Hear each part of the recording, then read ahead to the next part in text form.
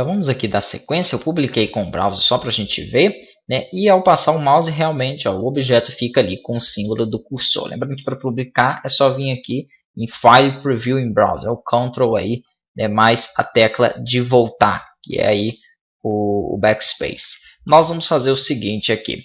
Com o objeto, vamos continuar em Shadows, que vai ser a sombra. Se não tiver ativa, você clica aqui do lado, porque ele está marcando para que não tenha Shadow, tá joia? Que ele vai então habilitar aí as sombras do objeto. Eu posso escolher a sombra externa e a sombra interna, tá joia? Um Set Shadow ou um Drop Shadow. Vou deixar o primeiro Drop Shadow, que eu gosto de utilizar mais a sombra externa. Posso aumentar ela aqui no eixo Y, no eixo X, perdão, e no eixo Y, deslocando aí para onde eu quiser a sombra. Posso aumentar o blur, que é o desfoque dessa sombra. É interessante que a sombra ela tenha um desfoque, tá joia? E posso aumentar aqui a intensidade também, que é o tamanho aqui dessa sombra no spread.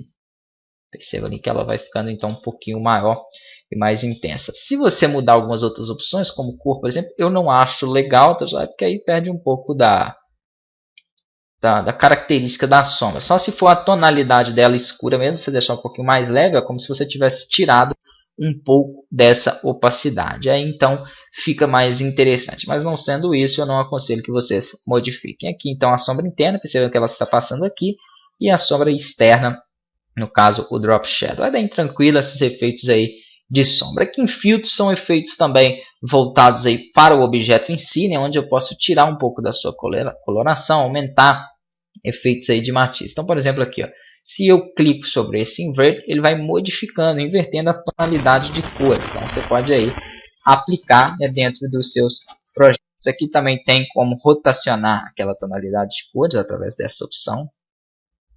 É um pouco mais trabalhoso, tá joia? Exige um pouco mais de conhecimento aí. Aqui aumentar, deixando a cor um pouco mais intensa, né, com um contraste maior ou menor, deixando ele aí até preto e branco, se você tirar tudo. Então, posso aumentar ou diminuir o nível de cor e o nível de saturação também daquela imagem ou daquele objeto.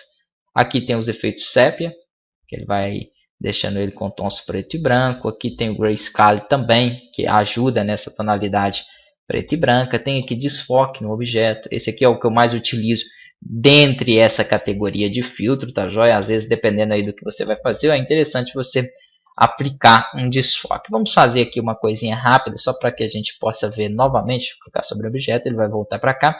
Novamente aqui o efeito, né, da timeline, da linha do tempo. Vamos supor que esse objeto ele não tenha nada de desfoque. Deixa eu tirar aqui o blur dele.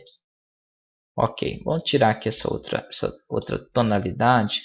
Contraste eu posso deixar, a saturação também um pouquinho. Ok, para que ele tenha cor. Então vamos deixar aqui, ó, ele um pouco menor deste lado. Ele vai começar com um desfoque em 100%. Quase não está dando para ver o objeto. Eu vou clicar aqui para que ele marque. Então, perdão que aqui ele não está marcando, na verdade, o desfoque em porcentagem. Tá? Ele está marcando em pixel. Mas eu quis dizer no máximo. Então, 300 pixels. Eu vou marcar aqui um quadro para ele. Significa então que eu vou iniciar esse meu objeto com desfoque no máximo. Perceba que aqui ele tem um quadro de marcação neste caso ali. Vou fazer o seguinte. Eu vou pegar, arrastar minha agulha do tempo aqui para os 2 segundos. Movimentar esse objeto aqui para o outro lado.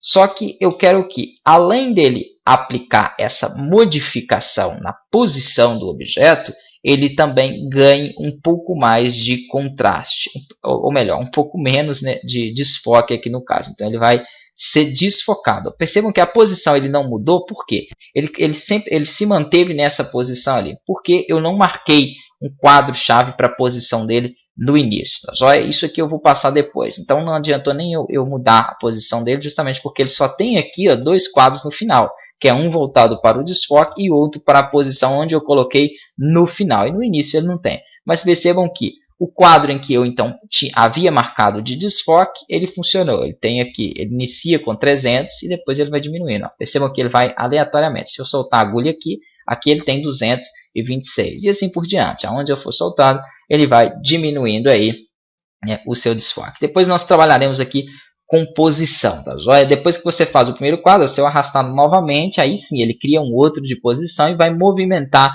o objeto. Mas no primeiro eu tenho que especificar uma posição inicial para ele. Então isso aí nós faremos um pouco adiante. Aqui também eu tenho nos filtros opções de shadow, tá joia? Para incrementar aí e acrescentar sombras ao meu objeto.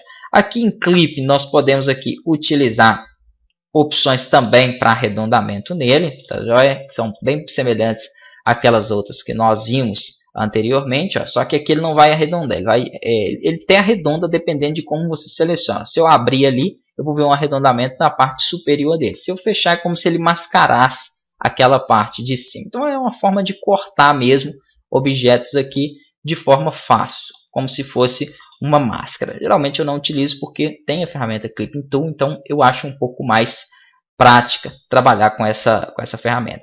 Aqui são opções de acessibilidade, então, se você quiser dar um texto para o objeto ao passar o mouse sobre ele, é interessante também que você coloque aí, quando o usuário no site sobrepor o mouse sobre esse objeto, ele dá um título, uma informação aí para ele.